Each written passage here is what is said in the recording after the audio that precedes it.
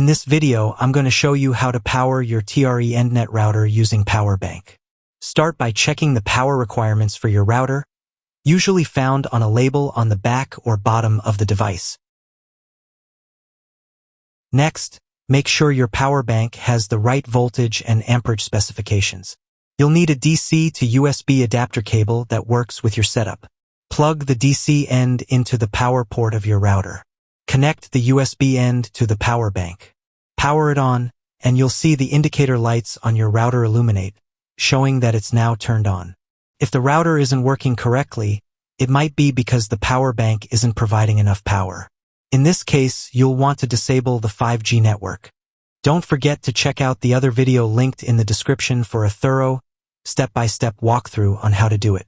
If you found this video helpful, please give it a thumbs up, subscribe to our channel, and let us know what you think in the comments.